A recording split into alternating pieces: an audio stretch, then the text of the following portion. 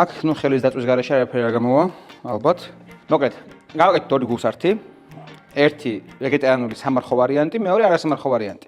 და ამას თუ მე დაიმახსოვრებ საღოთ ხე, მაგრამ მართლა კაილობიო არის. რა ნათესაობითი კავშირი აქვს ვენესუელას, ეკვადორს, მექსიკას და საქართველოს. ალბათ მილიონი რაღაც, მაგრამ ამ შემთხვევაში მივდივარ იმაზე, რომ ჭადის კულტურა საზიაროა ყველასთვის. უბრალოდ იქ ფრიდი ხანი ამ ჭადი არსებობს, იმიტომ რომ სიმინდი იქიდან მოდის და უფრო საინტერესო რაღაც კეთება იციან. ამიტომ გავაკეთოთ რამოდენიმე ჭადისეული პროდუქტი, რომელიც გამოგვადგება ქართულ კულინარიაში ძალიან და თან ამასობაში ვისწავლეთ არეპას კეთებას, ოღონდ ადაპტირებული ჩვენ რეგიონზე. მოდით ნახოთ ეს საკეთება შეიძლება ჭადის ფქვილით გარდა ჩვეულებრივი ჭადისა, ხო?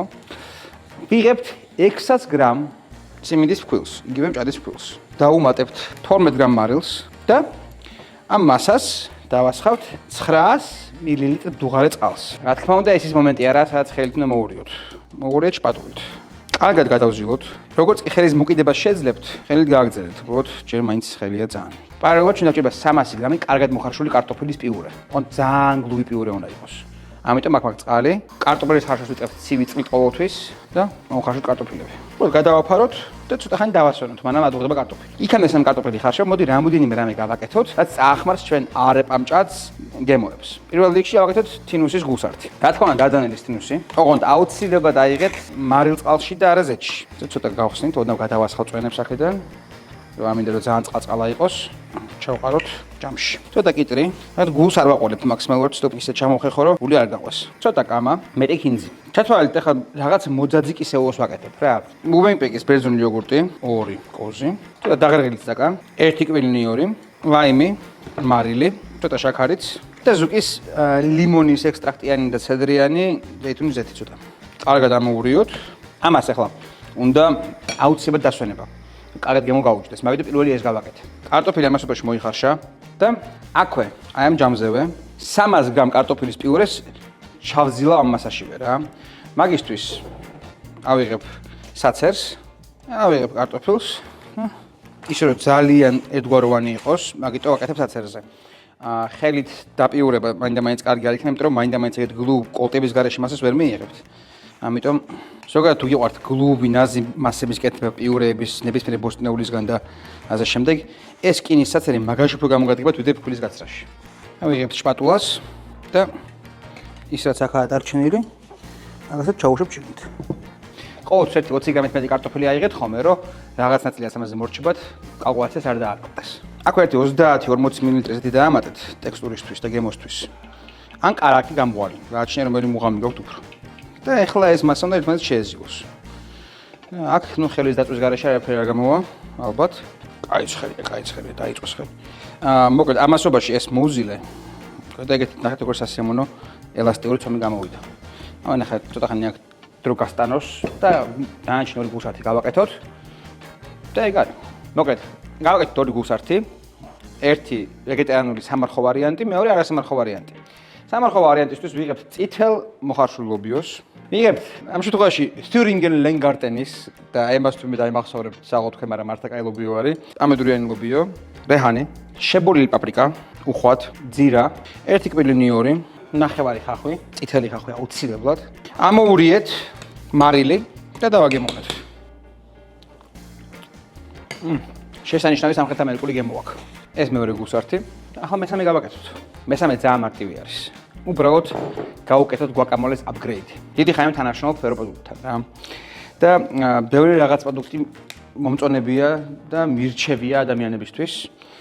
ძალიან ცოტა რამეა, რომელსაც ისე აქტიურად ურჩევა ხალხს, როგორც აი ამ პროდუქტს ურჩევა, იმიტომ რომ ავოკადოს ფასი რა იყო საქართველოში, როგორი არის რეალურად რა იყო.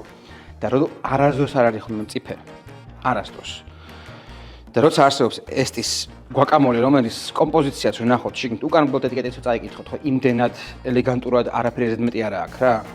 რომ ძალიან ცოტა რამეა, რომელიც ეგეთი საღი, კარგი, არახელოვნური და გემრიელი პროდუქტი არის რა. ანუ 100%-იანი, კი რა, 1000%-იანი რეკომენდაცია ავოკადოს ვარიანტში ამას. თუ გეზარებათ ავოკადოების დამწიფება სახლში, გენიალური რაღაცა არის. ეს ავოკადო, ოდნავ დავამატოთ წითელი ხახვი ამასაც, ოდნავ ლაიმი, ხინძი, ფრეში, წითელი ლობიო და გამოგვივიდა გვაკამოლე რეალურად, რომელიც ლობიოთია და სალსაც რეალურად ჩათვალეთ იგივე არის. და ამასთან გვაქვს ყველი, ლორი და კიდე ერთი соуსი და ავაწყობთ ახლა სამ ძალიან გემრიელ ვარიაციას. ყავდეს შეწავი ზეითუნის ზეთი, მაგრამ ეს ის შემთხვევა, რომ შეიძლება გამოიყენოთ სტიმინდის ზეთიც, იმიტომ რომ სტიმინდის ზეთი ძალიან უხდება შეწვის დროს ხოლმე ზოგადად. და ვაკეთებთ დისკებს, ანუ გვალი ფორმის პურებს. ცოტა მსუქანა უნდა იყოს, იმიტომ რომ კარგად გაიჭრას. ეს უკვე ფაქტიურად ძად არის, იმიტომ რომ შეგინით დამდუღრული სიმინდის ფქვილია, რომელიც თავისთავად უნდა შეიხარშა და ერთი ვარიანტი იქნება მხოლოდ და მხოლოდ ზეთით, მეორე იქნება ზეთით და არაკით. ცოტა პატარას გავაკეთებ, რომ დაეტიოს. ეხლა იმიტომ რომ სიმინდი იყო დამდუღრული კარტოფილი ურევია შიგნით, ნახეთ როგორი კარგი ხრაშუნა გარსი გამოუვიდა რა. ამას ახლა ავიღებ, ორი წამი დავასვენებ აქ. ეგრევე არ გავჭრი უბრალოდ, რომ ძალიან ცხელი არ იყოს. მაგრამ ცასაც ჭრიან ხოლმე. ეს თლად ნამდვილი არეპა, რა თქმა უნდა, არ არის, იმიტომ რომ ნამდვილი არეპა კეთდება მასარეპასგან, რომელიც არის ისეთი ტიპის ფქვილის განკეთებული ცომი, რაც საქართველოში বহুত არის შოვება ეგეთი რაღაც. ეს არის წინასწარ მომზადებული სიმინდის დამუშავებული ვარიანტი არის რა. ამიტომ ეს არის ვარიაცია, რომ საქართველოში გამოვიდეს და თან უფრო ქართულია ვიდრე ამერიკოს იქაური, მაგრამ ნუ ინგრედიენტები თავიდან მომდა იქაური, იმიტომ რომ კარტოფილიც ამერიკული არის, სიმინდიც ამერიკიდან მოდის. მაგრამ გემრიელია რა. ყარაქიანიც დასრულდა, კარგად მოიბრაცა. წამოგიდეთ ხა ამაში ყველი რო ჩაამატო, შეგინით როგორი დონის ჭუშტარი გამოვა, უბრალოდ იფრენს. ჯერ ხმა შეგინით როგორი ღომივით მასა არის. ია ეს წებოვანი რო არის, აი გონოთ რომ უმიერა მაგითო, პირიქით. კარგად შეწებებული არის უყო. და კარგად შეწებებულია და მაგითო არის რომ ეგეთი ელასტიური არის. რო გაცივდება კიდე უფრო მდგრადი იქნება. ესე ეს ქვედა მხარე, ესე. ძალიან მარტივად, ლობიო, რეჰანი, რუკოლა, ეს ერთი ვარიანტი, სამარხო ვარიანტის. ეხლა გავაკეთოთ არასამარხო ვარიანტი თინუსით. ესე, თინუსს არაფერი არ ჭირდება გადა თინუსისა. გაწურეთ უბრალოდ რომ ძალიან წყლიანი არ წამოვიდეს, იმიტომ რომ ცოტა ძირში იკეთებს ხოლმე წვენს. და ბოლო გავაკეთოთ უკვე ლორით, ყველით და ავოკადოთი. ვალიოს ოლტერმანი მაქვს და ეპოზოს სალსიჩონი და პროშუტო. სანამცხენე ზედანაჭერზე ყველი, ოლტერმანი საკმაოდ კარგი ყველია ამ სიტუაციისთვის, იმიტომ რომ არ დნება ძალიან მალე, მაგრამ სტაბილურად და მდგრადად დნება რა. მეორე მხარეს სალსიჩონი, პროშუტო, guacamole. აი უმარტივესი კომბინაცია, ჩათვალეთ ჭადის უფრო ადეკვატურად გამოყენება და კი პამიდორიდან სულ ჭადს ვაკეთებთ ხოლმე, მაგრამ კიდე სხვა რაღაცები შეიძლება და ბევრი რამე ჩავდოთ და ეს იყოს მაგალითი და ამიერიდან დაიწყეთ კეთება ჭადების როგორც სენდვიჩის და არა როგორც მხოლოდ ჭადის.